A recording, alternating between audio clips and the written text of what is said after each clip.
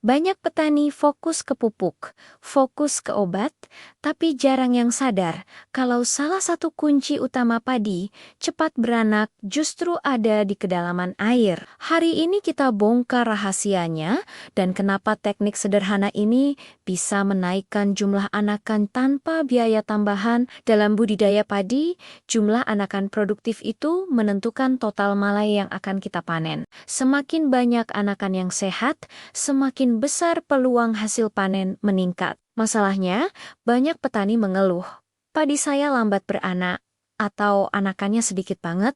Bahkan ada yang bilang, baru tumbuh, kok sudah kurus dan lemah.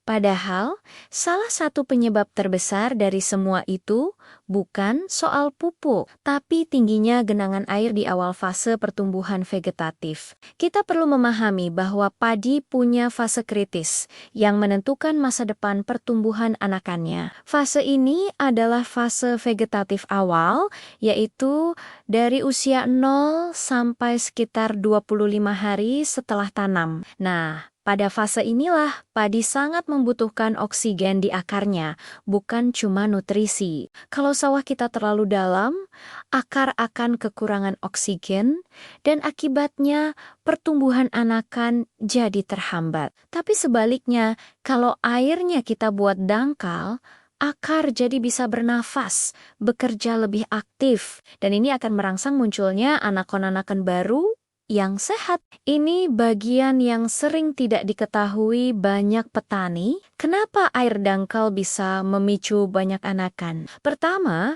karena oksigen di zona perakaran meningkat. Air yang dangkal itu memperbaiki pernapasan atau respirasi akar. Saat akar sehat, produksi hormon pertumbuhan seperti sitokinin dan auksin juga ikut meningkat. Kedua, air dangkal merangsang titik tumbuh samping. Padi itu kan tumbuhnya bukan hanya dari batang utama, tapi juga dari mata tunas yang ada di pangkal batang. Kalau airnya dangkal, pangkal batang tidak akan terendam, sehingga tunis tunas baru lebih mudah keluar. Ketiga, mengurangi tekanan anaerob. Air yang dalam menciptakan kondisi anaerob atau hampir tanpa oksigen. Ini membuat akar stres, pertumbuhannya melambat, bahkan jadi rawan kena penyakit. Dan yang keempat, akar jadi lebih kuat dan lebih panjang. Air yang dangkal itu memaksa akar untuk aktif mencari air, sehingga akarnya tumbuh lebih dalam dan lebih kokoh. Hasilnya, anakan lebih banyak, lebih cepat muncul, dan pertumbuhannya lebih seragam. Lalu, berapa sih kedalaman air yang ideal? Kampongkok. Untuk hari pertama sampai hari ke-10 setelah tanam, jaga air di kedalaman dangkal sekitar 1-2 cm saja. Ini adalah masa adaptasi akar. Jadi jangan sampai tenggelam. Kemudian, dari hari ke-11 sampai hari ke-25, tetap pertahankan kedalaman dangkal, sekitar 2-3 cm. Ini adalah fase anakan maksimal, di mana akar butuh banyak sekali oksigen. Nah, setelah padi berusia 30 hari, baru kedalaman airnya bisa kita naikkan sedikit menjadi 5-7 cm.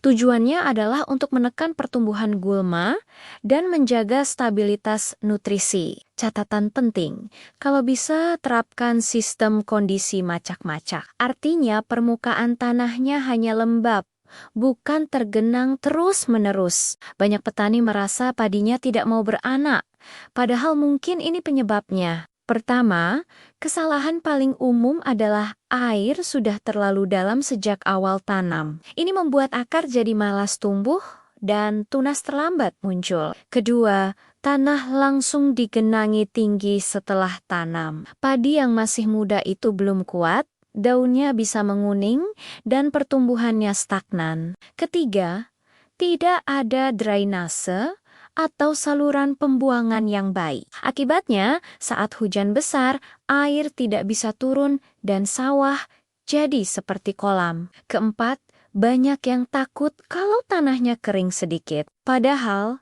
kondisi macak-macak itu tidak berbahaya, justru malah menyehatkan akar. Dan kelima, Melakukan pemupukan di genangan air yang dalam. Nutrisi dari pupuk, terutama nitrogen dari urea, tidak akan maksimal diserap kalau zona perakaran tidak mendapat oksigen yang cukup. Kalau kamu pernah melakukan salah satu dari kesalahan ini, wajar saja kalau anakannya lambat. Walaupun air adalah faktor terbesar, pemupukan yang tepat tentu bisa memperkuat hasilnya. Kombinasi terbaiknya adalah air dangkal. Pupuk N secukupnya, seperti urea atau NPK dengan kandungan N yang tinggi, kondisi sawah macak-macak, dan pastinya cahaya matahari yang penuh. Dengan kombinasi ini, biasanya padi akan masuk ke fase anakan aktif mulai hari ke-10 sampai hari ke-25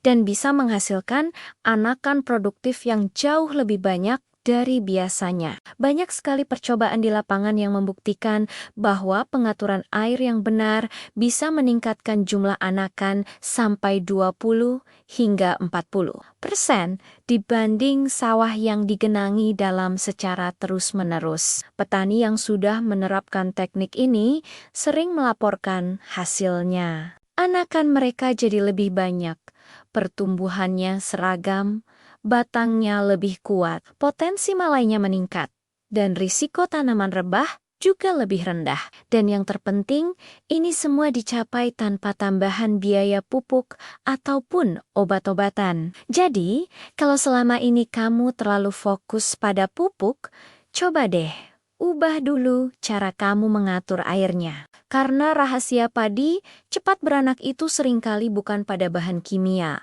tapi pada kedalaman air yang tepat. Terima kasih sudah menonton, semoga bermanfaat. Jangan lupa subscribe ya.